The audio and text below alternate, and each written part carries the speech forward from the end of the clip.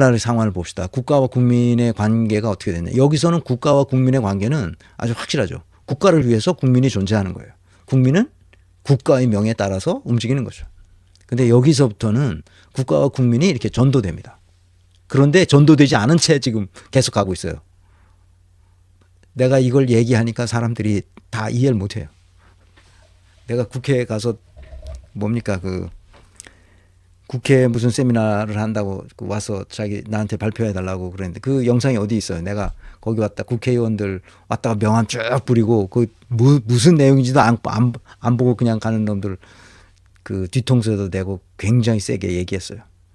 이 국회의원 이놈들이 그따위 짓을 하기 때문에 나라가 발전하지 않는다. 좀 명함 뿌리고 다니면 되냐 니들이. 그때 이제 조직이란 무엇인가 직무란 무엇인가 이런 걸 아마 얘기했던 것 같습니다. 그때 영상이 어디 남아있어요. 하여튼 좌우시간 국가와 국민의 관계가 완전히 이렇게 전도됐어야 되는데 국민은 국가를 위해서 존재하는 게 아니다. 국가가 국민을 위해서 존재하는 것이다. 분명히 해야 됩니다. 가정도 남성 중심에서 이제 부부 중심으로 가고 아이들은 아직도 자기 자율권이 없는 그런 상태죠. 가정도. 학교는 교장 중심이고 자기 결정권이 없어요. 그리고 교사들도 자기 결정권이 거의 없어요. 교장이 모든 것을 좌지우지하고. 그러나 뭔가 자기 책임질 거는 싹 교사들한테 떠넘기고 학생들은 완전히 그냥 밥인 상태예요. 우리 시대에는 그렇게 살았어요. 근데 요새는 학생들이 교사들을 완전히 잡아먹는다며. 그래서 교사들이 이제 더 이상 못하겠다. 그래서 그만두는 교사들이 많이 생긴다고 얘기하고 있습니다. 이것도 잘못된 거죠. 분권화되어 있지 않기 때문에 그런 겁니다. 회사는 직급에 따라 상명하복이 계속되고 있죠. 정부는 어떻게 하느냐. 중앙정부는 자기가 중심이고 지방정부는 중심에서 내려주는 하급 집행기관 역할을 하고 있죠. 지방정부, 지방자치. 도든 시군이든 좌우시간 이 지방정부는 하급 집행기관이에요. 웃기는 거죠. 그러니까. 분권화된 사고방식이나 생활양식이 생겨날 틈조차 없게 만들어진 구조적 억압 상태가 지금까지 계속되고 있는 거예요. 지방자치가 제대로 안 되고 중앙정부가 뭐라 그래요? 시키는 대로 하는 거지. 도청에 가면 도 공무원들 중에 부지사, 그다음에 기획조정실장인가 하는 사람은 행안부에서 파견 나간 사람입니다. 행안부 자리가 거기 다 도에 몇 개씩 이렇게 맡겨져 있어요.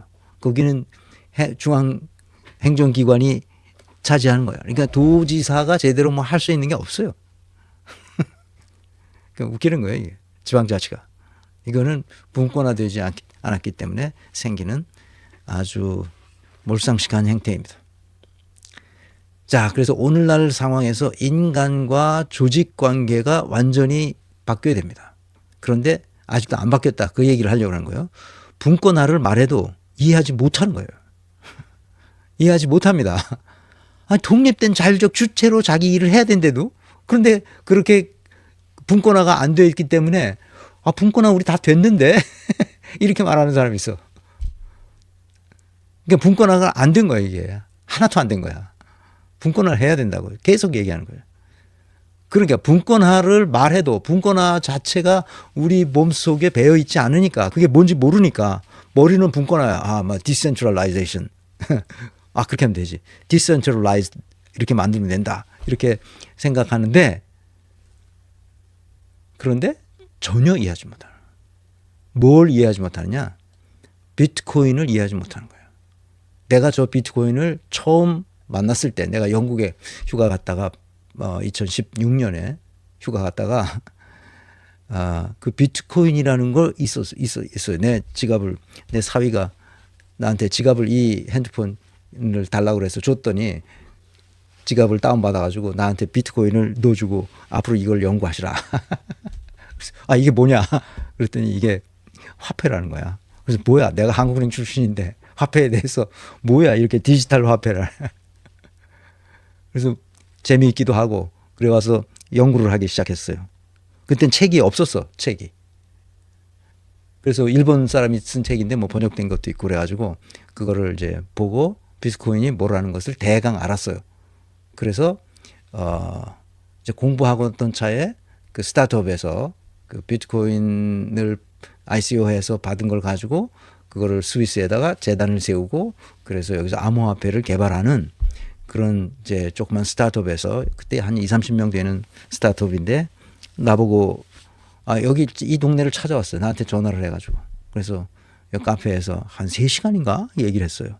그러면서 비트코인 지갑을 내가 있다는 걸 알고 진짜 우리 같이 이거 일해봅시다. 뭐 이래가지고 처음에 그 가서 그 회사에 가서 강의도 해주고 그랬는데 그러지 말고 여기서 자문해달라. 컨설팅을 해달라. 그래가지고 일주일에 한 번씩 가서 강의도 해주고 직원들 정식으로 인터뷰도 하고 그래서 누가 어떤 성향의 어떤 사람인지를 다 봐서 어떻게 하라고 얘기도 해주고 그랬습니다.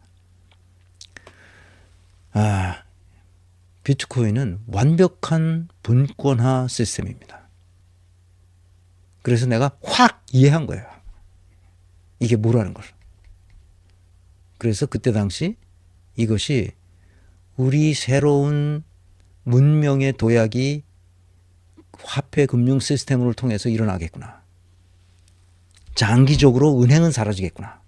그런 생각을 했죠. 우리 사회 21세기 새로운 문명이 열리겠구나. 신세계로 우리가 인류가 들어갈 수 있겠구나. 이런 생각을 했죠. 왜? 완벽한 분권화 시스템이기 때문에 그렇습니다.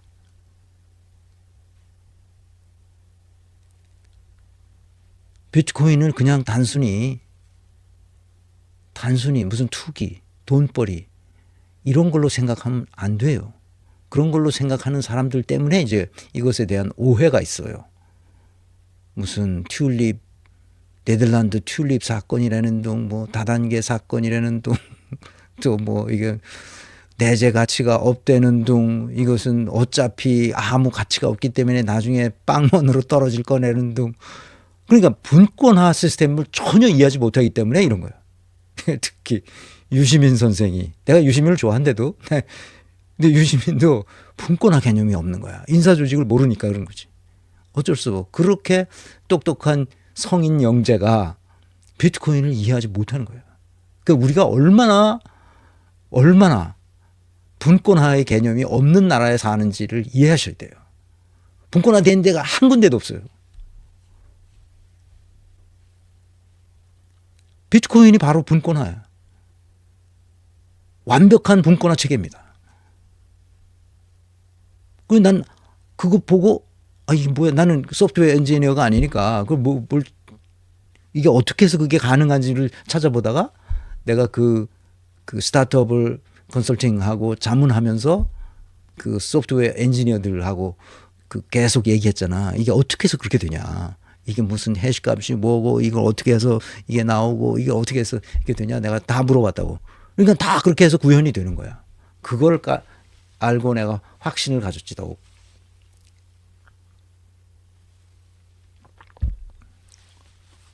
비트코인을 이해하지 못한다는 말은 곧 분권화가 뭔지 전혀 이해하지 못한다는 뜻이에요. 그런데 놀랍게 이 지구상에서 가장 분권화가 잘 된 나라가 있습니다. 내가 늘 소개하는 그 나라죠. 어느 나라라고요? 스위스입니다.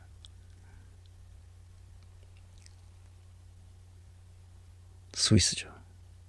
스위스는 완벽히 분권화가 돼 있어요. 나라가. 그래서 독립된 자율적 주체로 누구라도 일합니다. 누구라도 무시받지 않고 누가 누구에게 명령하거나 지시받지 않고 자기 스스로 할 수 있고 잘 못하면 도움을 받으면 돼요. 그래서 비트코인이 나오자 이게 2009년에 나왔잖아요. 2009년에 나왔는데 2009년 1월에 나왔죠. 2008년 12월에 논문이 나오고 2009년 1월 달에 첫 제네시스 블록이 나왔습니다. 그때부터 지금까지 계속 이 비트코인이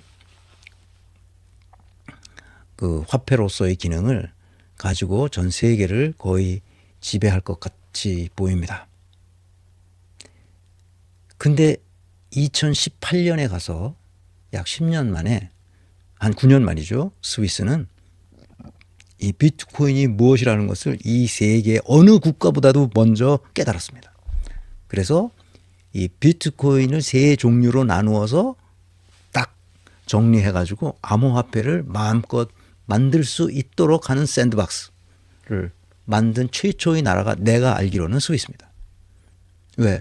스위스 사람들은 그 삶 자체가 분권화되어 있어요. 그러니까 비트코인을 보자마자 아 이건 완벽한 그 분권화로구나 하는 걸 공무원들이 알았어요. 그래서 오 이걸 해야 되겠다 이렇게 생각한 거죠. 그래서 그 크립토 업계에서 활동하던 많은 지식인들이 스위스로 달려가서 거기 샌드박스를 만들어 놨으니까 거기서 마음대로 연구하고 그 다른 다양한 암호화폐를 만들 수 있도록 보호를 받았죠. 그래서 그 암호화폐를 만들어내는 크립토 밸리가 주크주에 있게 된 것은 바로 그것 때문입니다. 그러니까 스위스는 지금도 세금을 암호화폐로 낼 수 있어요. 그리고 암호화폐만 하는 크립토 뱅크가 3개나 생겼어요. 정부가 허락해 준 거예요. 근데 우리나라는 아직도 암호화폐를 하는 사람을 마치 마약을 취급하듯이 하는 거야. 그러니까 분권화가 뭔지를 이해를 못하니까 비트코인 자체를 이해 못하고 암호화폐 전체가 마약 취급을 하도록 이런 바보 같은 놈들이 우리나라의 고위 공직자라는 거예요. 분권화를 모르니까 비트코인을 이해할 턱이 없지. 그러니까 뭐라 그러는 거야. 이거 있으면 안 되는 거다. 완전히 쇄국 정책을 하는 거예요. 아, 다단계 사기인 줄로 알아. 붕어빵님.